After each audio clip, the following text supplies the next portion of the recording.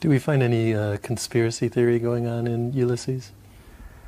Well, Joyce used to be considered the most apolitical of artists, but there's been a rebellion against that.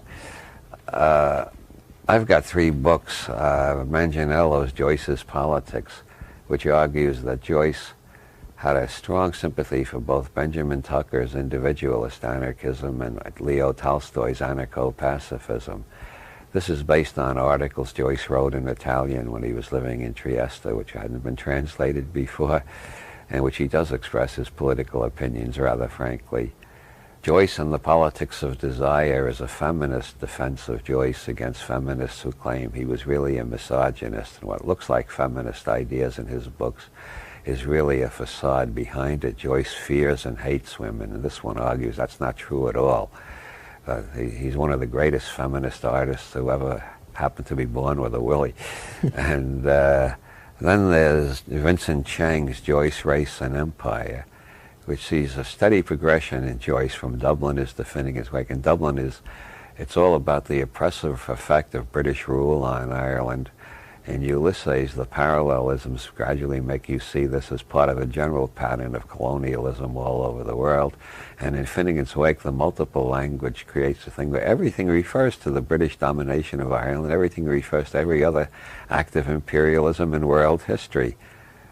So he starts out satirizing British conquest of Ireland and the racial stereotypes that were created to justify. This book has some hilarious illustrations from English magazines of the 19th century of what the Irish looked like to the English. They look more like gorillas than human beings in these cuts. I've seen illustrations where Negroes look like that, put out by the Ku Klux Klan.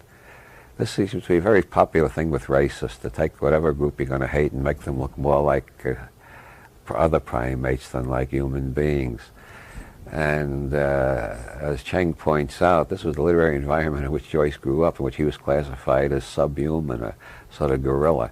That's the way the Irish were regarded by the English. This ties in with that extreme view that Joyce was a one-man literary IRA.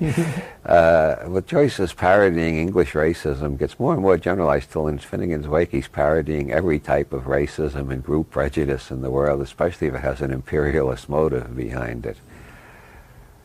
Ezra Pound, in one of his reviews, said, in presenting Ireland under English domination, Joyce implicitly shows the entire Occident under the domination of finance capital. That was before Pound coined the word usurocracy, or otherwise he would have said the Western world under the influence of usurocracy. The international bankers, the financiers, he called it finance capitalism in that case.